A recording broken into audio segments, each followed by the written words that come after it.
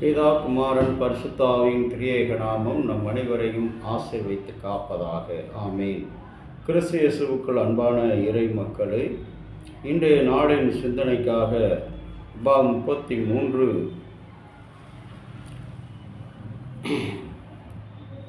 13வது வசனம். யோசேப்புக்குரிய ஆசீர்வாதம். கர்த்தருடைய ஆசீர்வாதம் அவன் நாட்டின் மேல் வருக. வானத்தின் அரும்பயனாகிய பலியையும் கீழிருக்கும் ஆடையின் நீரோடைகளையும் சூரியன் முதிர்ச்சியும் அருமையான பலன்களையும் மாதந்தோறும் விளையும் பலன்களையும் ஆதி பர்வதங்களையும் உண்டாகும் பொக்கிஷம். அன்புக்குரிய இறை மக்களே, இந்த திருமொழிகளில் நாம் கேட்கின்ற அருமையான ஒரு ஆழமான உண்மை என்னவென்று சொன்னால், ஆண்டவர் தம்முடைய பிள்ளைகளை, எப்படிப்பட்ட பிள்ளைகளை அவர் தெரிந்தெடுக்கிறார். இந்த யோசேப்பு தன்னுடைய சகோதரர்களால் வெறுத்து ஒதுக்கப்பட்டு குழியிலே பள்ளத்திலே போடப்பட்ட ஒரு மனிதன், புதைக்கப்பட்ட ஒரு மனிதன் என்று எடுத்துக்கொள்ளலாம். ஒருவராலும் நேசிக்கப்படாத ஒருவனாக அவன் காணப்பட்டான். ஆனால் கர்த்தரோ அவனை அதிபதியாக்கினார். அந்த வெறுத்த அந்த சகோதரர்கள் நாட்டிலே பஞ்சம் உண்டானது. ஆனால் யோசேப்பின் வாடுகின்ற நாட்டிலே மிகவும் செல்வாக்கு பெறுகிறது, ஆசீர்வாதங்கள் குவிந்தது, அருள்மழை பொழிந்தது என்று சொல்லி நாம் இந்த திருமொழியிலே பார்க்கிறோம். கர்த்தர் தம்முடைய பிள்ளைகளை, நேசிக்கிற பிள்ளைகளுக்கு அவர் இரவும் பகலும் ஒன்றாக இருக்கிறார். இன்றைக்கு உலகத்தில், நம்முடைய இந்திய கலாச்சாரத்தில் அடிப்படையில் பார்க்கும்போது ஜாதியம் ஒரு பெரிய பிசாசாக இருக்கிறது. திருச்சபையில் ஆதியில் வந்த மிஷினரிமார்கள் இந்த திருச்சபையில் யாரெல்லாம் ஜாதியத்தினால் வெறுக்கப்பட்டார்களோ, சமுதாயத்தில் அவர்களை தேடி வந்து மிஷினரிமார்கள் ஊழியம் செய்தார்கள். டேவிட் லிவிங்ஸ்டன் என்ற ஒரு மனிதரை பார்க்கும் பொழுது, அந்த மனிதன் அறியாத மக்களுக்கும் அடிப்படை வசதி இல்லாத மக்களிடத்தில் சென்று நான் நற்செய்தியை அறிவிப்பேன், அவர்களுடைய காயங்களை கட்டுவேன் என்று தன்னை ஒப்பு கொடுத்தார். ஸ்காட்லாந்து தேசத்திலிருந்து அன்னை தெரசா 1946ஆம் ஆண்டு ஆகஸ்ட் 26 கொல்கத்தா தேசம் முழுவதுமாக ஒரு மாபெரும் புரட்சி, போர், சமயத்தின் காரணமாக அந்த கொல்கத்தா நகரமே இரத்தக்கரை கலரியில் இரத்த ஆறாக ஓடிக்கொண்டிருந்தது. ஆனால் அந்த நிலையில் ஏழை எளியவர்களுக்காக உணவு தேடி அன்னை தெரசா செல்லும் பொழுது, அங்கே சாலைகளில், வீதிகளில் ஒவ்வொரு மனிதருடைய அவயங்கள், அவருடைய உடல் பாகங்கள் மனிதநேயமற்று அங்கும் இங்கும் பிரிந்து கிடப்பதை பார்க்கின்ற அந்த கண்ணீரின் காட்சியில் தான் அந்த அன்னை தெரசாவுக்கு ஒரு பெரிய எழுப்புதல் வந்தது.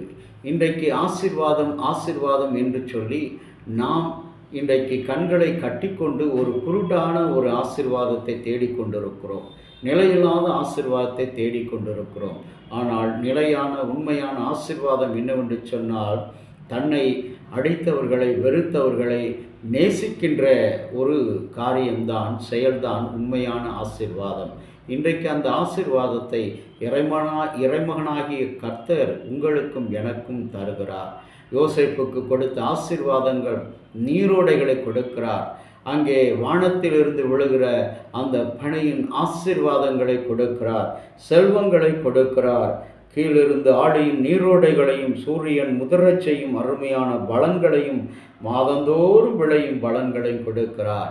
இன்றைக்கு அதற்காக அந்த ஆசீர்வாதத்துக்கு உரியவர்களாக இருந்த மக்கள் இன்றைக்கு வெளியிலே இருக்கிறார்கள்.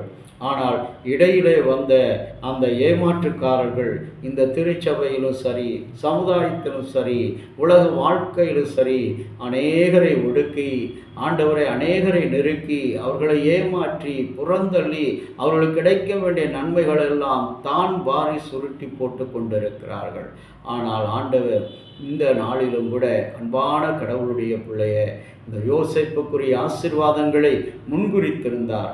கிடைக்க வேண்டிய ஆசீர்வாதங்களை தடுப்பதற்கு நீ யார்? கடவுள் கொடுக்க நினைப்பதை தடுப்பதற்கு நீ யார்? இன்றைக்கு அப்படிப்பட்ட நிலையில் நீங்களும் நானும் இருக்கிறோம். நம்முடைய ஊழியங்களில், நம்முடைய ஊழிய தளங்களில் நாம் செய்ய வேண்டியது அவனவனுக்குரிய ஆசீர்வாதங்களை, அவனவனுக்குரிய உரிமைகளை நாம் மறுக்காமல் அளிக்க வேண்டும்.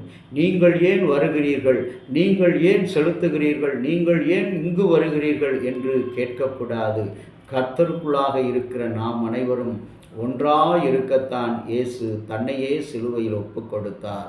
இங்கே அருமை ஆண்டவர் யோசேப்பை அங்கு வெறுத்து ஒதுக்கின போதும் கூட அவனை உயரத்தில் நிறுத்தினார். இன்றைக்கும் கூட அன்பான இறை மக்களே, உங்களையும் என்னையும் ஆண்டவர் எங்கோ இருக்க வேண்டிய நாம், பாதாளத்தில் அழிந்து போக வேண்டிய நம்மை ஆண்டவர் அற்புதமாக உயர்த்தி இருக்கிறார்.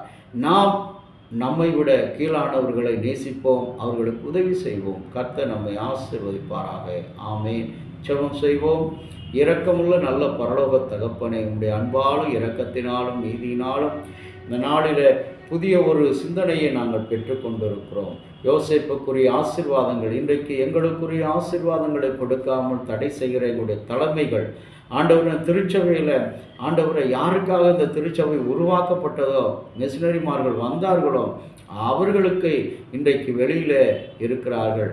ஆனால் இடையில் வந்த அந்த பிசாசின் கூட்டங்கள் ஆண்டவரை இந்த திருச்சபையை அங்கீகரித்து அபகரித்து ஆண்டவரை நடுநிலைக்கு இல்லாதபடி சிதறடித்து கொண்டிருக்கிறார்கள். அவர்களை இந்த திருச்சபையிலிருந்து நீ விலக்கி போட்டு காப்பாற்றும் மனம் மாறுதலை கொடுத்தரும். இறைமகன் இயேசுவின் வழியாக வேண்டுகிறோம் நல்ல பிதாவே.